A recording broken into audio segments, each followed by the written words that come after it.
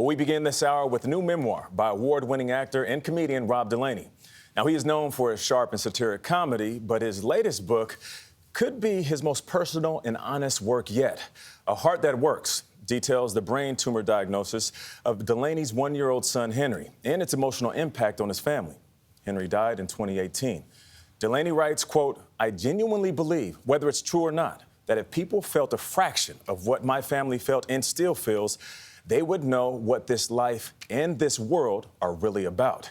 He says he hopes the memoir will show us how grace may appear in even the darkest of times. Rob Delaney joins us now. Good morning. How are you doing? I'm okay, thank you. Thanks for having me. Of course. Now, A Heart That Works. It's a music lyric, but also a personal philosophy.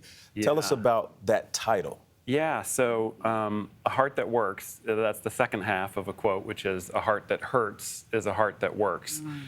And I think, I should say that's from a very beautiful song called Universal Heartbeat by Juliana Hatfield. And yeah, it is one of my major life philosophies, because if your heart is hurting, it's working. And if you are born into one of these here bodies, that's going to happen. And so you can't hate it. You have to feel it and live it. And so that's been a very helpful quote and idea for me. There's so many things that a reader can take away, but what do you personally want them to take away? What do I want them to take away? Some comfort, some understanding, some love. I started the book in a very angry frame of mind. An editor in the UK asked me to write the book. I wasn't thinking, you know what the world needs? Another book from me. And I got a wonderful letter from this editor who had nursed her father through a brain tumor and death when she was a child.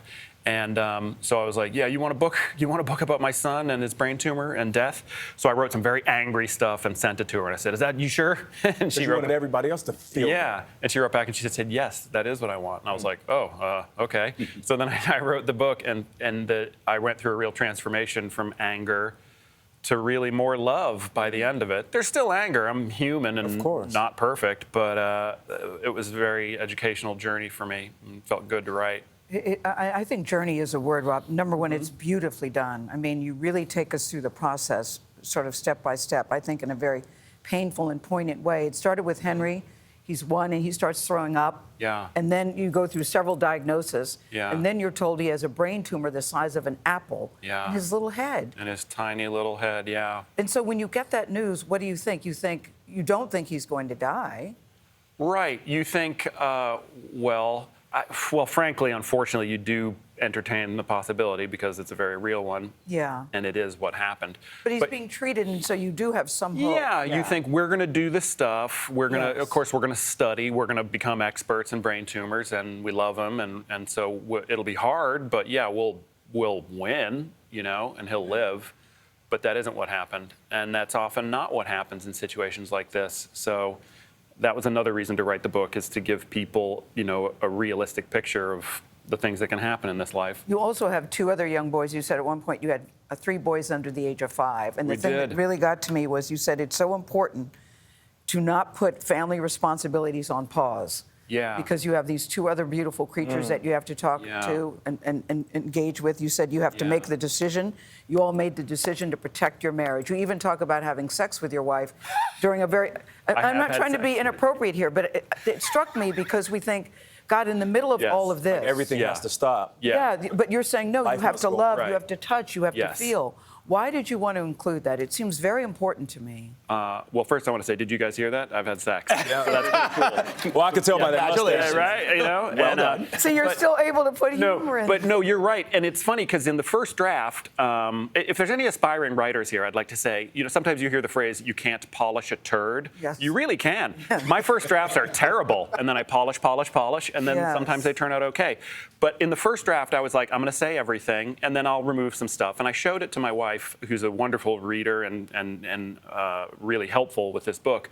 But I said, I'll take that out. And she said, I don't think that you should, because it's true. He had a 13-hour surgery during which we got a little hotel room right next to the hospital.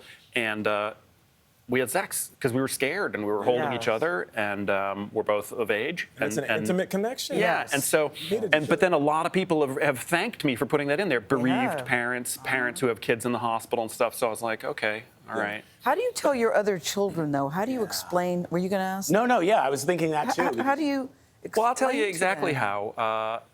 They see us crying after we learn that the tumor has returned. They say, "Why are you crying?" And we tell them, "Henry's cancer has returned. What's going to happen?" And then we told those little boys, we said, "He's going to die. Yeah. The cancer's going to spread, and there's nothing they can do now, and it's going to kill him." And then, because they're kids, they ask again and again and again. Which we kind of do in our own heads as adults. We have to repeat these things so we don't believe them. Kids do it out loud, which is beautiful. And so they knew everything. You can't protect them from that. But you're talking about crying, and you have humor still, but you cried while writing this book. Oh, certainly. Yeah. What's it like, though, to relive it at this table when Yeah. you're going to be talking to audiences Right. who are at book tours, that coming to see you?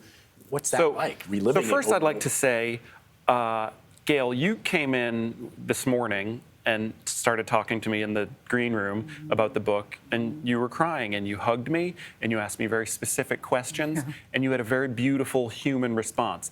Which I was not expecting, because I've been talking about you in the book all morning. Yep. But there's something about, honest to God, looking you in your face and talking about the death of your little boy. Yeah.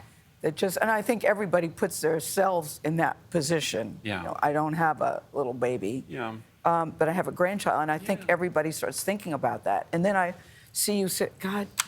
But you did I that, don't wanna and do that this. was the best thing that's happened to me in the How last could few that days. be the best thing? Because you had a genuine response. I don't want people to perfunctorily ask me, things and say like, "Oh, your tragedy," and then move on. I Yes. want them to cry. My boy is dead. I won't hold him again. I hold him in my heart, and I think about him all the time. But you had a response like that, and that was like water to me in the desert. So that was beautiful. So that's how I want to talk about him. Yeah. So that's how I do it. Is hopefully every fifth interview I do, somebody like you will do something beautiful and real, and then I feel human and heard. It is human, and you always say that, when people say everything happens for a reason. I love what you said.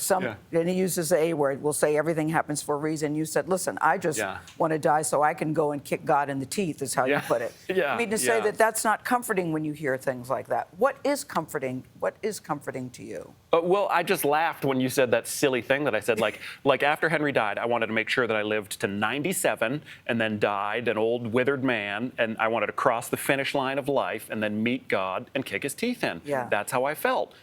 I don't feel that way now, 5 years on, but I felt that way then. Why wouldn't I? A lot of people feel that way. Yeah, and you have to go through all those feelings. They're there for a reason. No, there were so many things you said. You don't think of beating and fighting cancer because cancer's going to do what it wants to do, despite all the treatment. Just if it happens to you, go for the ride. And you said, this is my favorite. Well, one of mine. In between Henry's birth and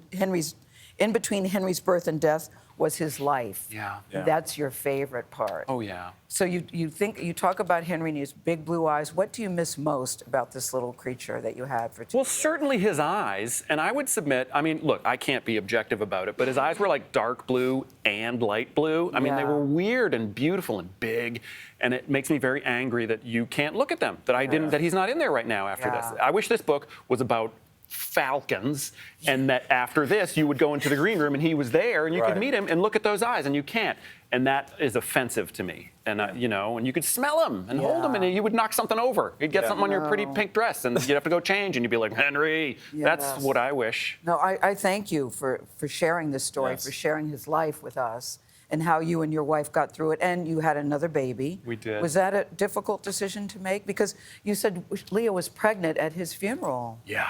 Had another We'd little wanted boy. to have another kid because we just love kids. Now our youngest is 4. That's like old. How come I want more babies? We can't. We're not going to. But he was, and I should say, our youngest Teddy was born in the same room that Henry died in.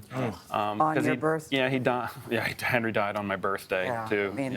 It was just one gut punch after the other. Yes, so many layers. Everybody should read this book. Thank you for your Feel transparency. what you're feeling. It's rare that people write a book, let alone come on TV and open up themselves like that. So thank you. We appreciate you. Rob Delaney. We do appreciate Yes. it. The Heart That Works is on sale today.